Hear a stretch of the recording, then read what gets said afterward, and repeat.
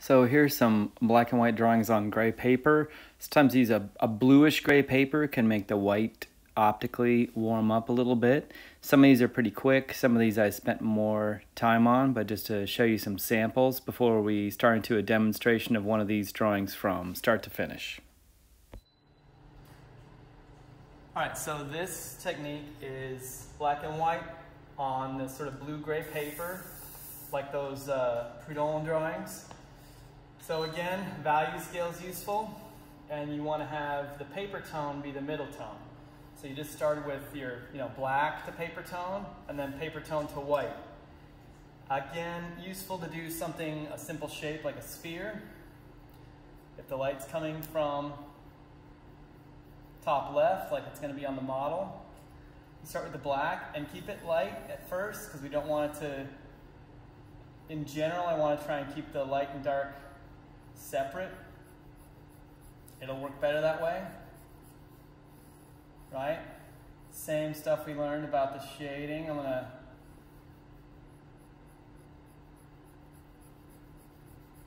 basically like map things out and set in the shadows with the black, and then switch to the white. And this technique is great because really quickly it sets up a figure-ground relationship where I have something that's lighter than what's behind it and darker than what's behind it, which makes it look like it's in space. Because generally the way the model's lit, they're going to be lighter and darker than what's behind them. So, as I build this up a little bit, I have the shadow there, so. It's a nice technique. It takes a little getting used to, but if you can get used to it, there's a lot of really great artists that use this technique for, especially portrait artists, actually. Velázquez supposedly did heads in black and white on blue-gray paper until he developed a sure hand for likeness. So, same thing, I just want to work my way across the parts of the shadow. As you start to build up into the lights, you'll notice, like, I'm not going to reiterate a dark line around where I have the light meeting the paper tone. Because light meeting the paper tone makes a line just like dark meeting the paper tone.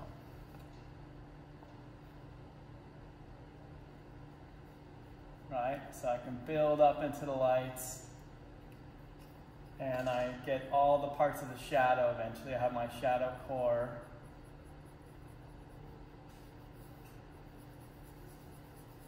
So generally I'm going to use paper tone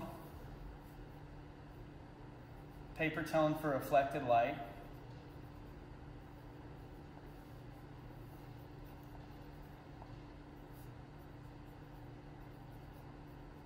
For reflected light.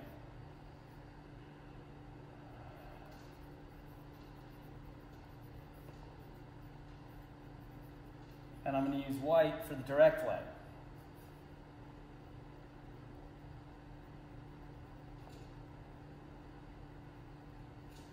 Right?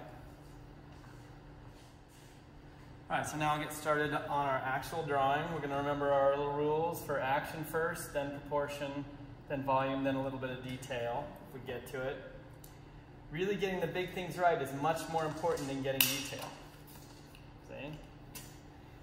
So I'm going to start like normal, kind of egg shape for the head.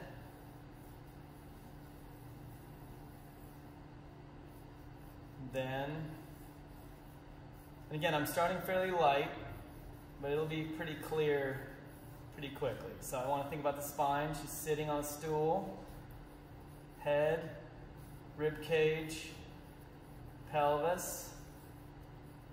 Again, I want to get the gesture down and estimate first before I measure.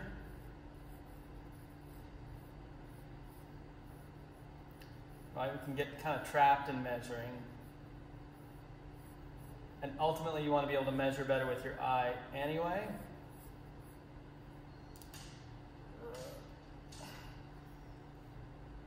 So, I just want to get down the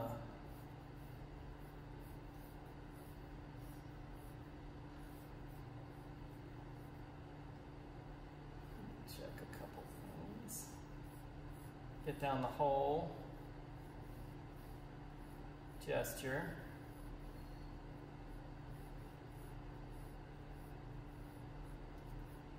And then maybe I'll check a couple of things. Again, like a head height.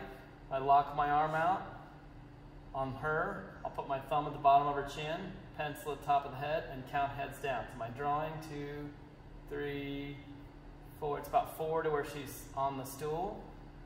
Let's check on her. 1, 2, 3, 4. That's about right. So maybe I'll check where she's on the stool from her heel up. Right? I have it right now from that point. It's about a little bit above the chin. Let me see what it is on our model. I had it a little bit short. I think the leg come down a little bit further.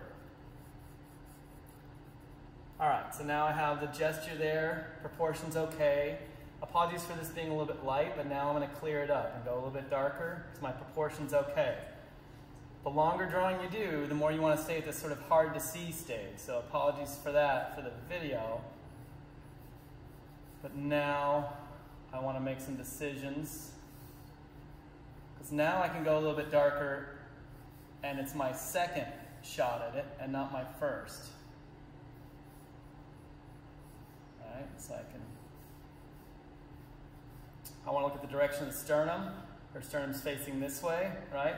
Sternum's kind of like if you take an egg, carve out the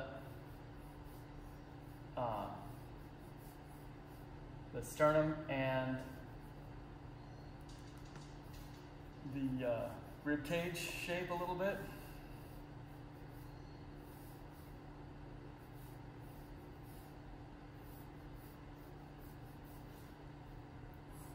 This ribcage shape is called the thoracic arch because the ribcage is also your thorax, or also referred to as your thorax.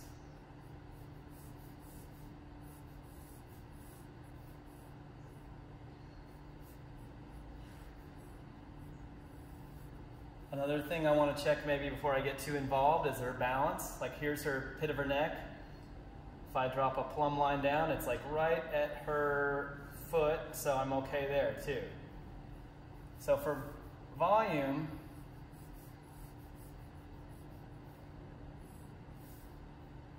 I'm going to start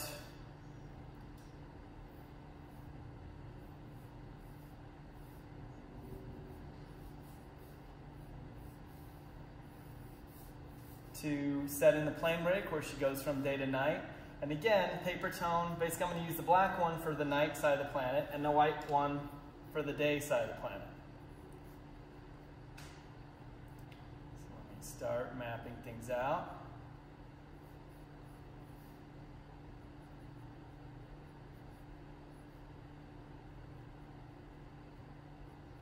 Right, give her it's, I think, a good idea to start laying in the features of the face, not to wait too long. Because the longer you wait to set in the features of the head, the scarier it gets, right? The more you leave it blank, the more intimidating it is to address it. So it's good to kind of break the spell early and leave it light in case you got to change it later, because I'm sure I'll be a little bit off.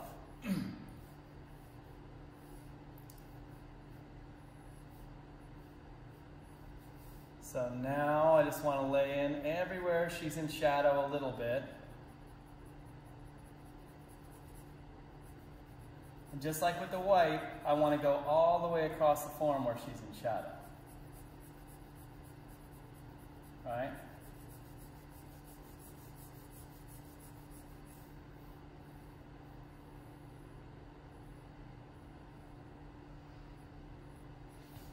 Now over here. I want to be careful about what's in front of what, right? Her upper leg's in front of the lower leg. And then go ahead and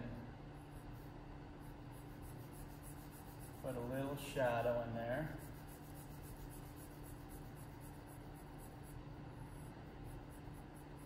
And I'm going to remember those Prud'homme drawings.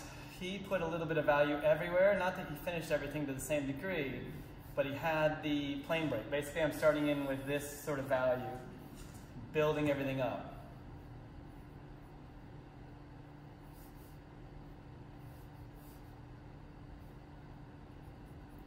So I want a little bit of the shadow everywhere I see it before I switch to the white.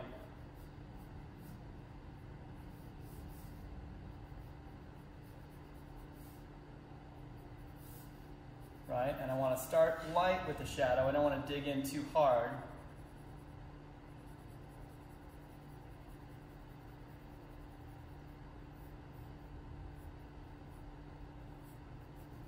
Now, when the model's on something, you know, she has her weight on the stool, I think it's a good idea to indicate it a little bit to explain the gesture so it doesn't look like she's sort of flying through space.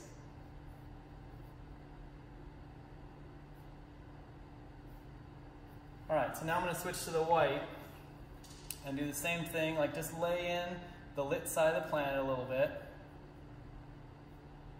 And really quickly, the great thing about this technique, she has a figure-ground relationship very quickly because she's lighter than what's behind her and darker than what's behind her.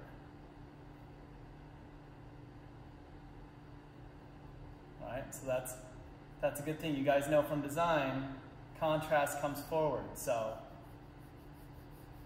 I'm shading all the way across the form as much as I can. And I'm not putting the black and white over each other. If you do that, it kind of makes mud. If I have white and I put black over it and try and fix by going back and forth like that, it kind of makes it a mess.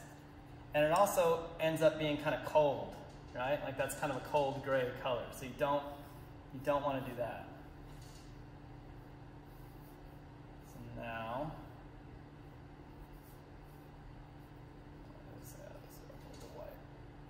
so maybe I want to decide pretty soon where she's the lightest and where she's darkest.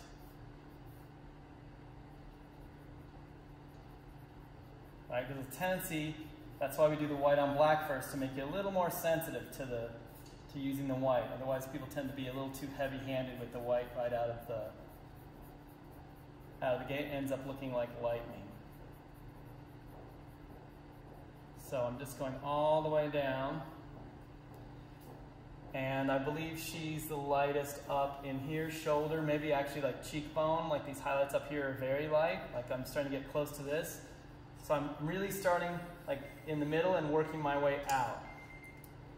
So now I'm going to work it up, the whole drawing a little bit more on time lapse. This is the foundation for the drawing and sort of the most important part in a way, right? Where we have the proportion and the plane break laid down.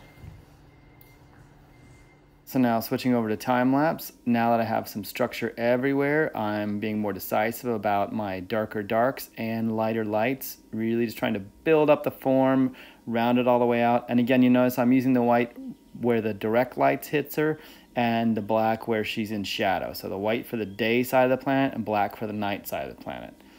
And here's a few more drawings on a slightly warmer paper, but it's a great technique, even for some of the quicker drawings. So I hope you guys enjoy it.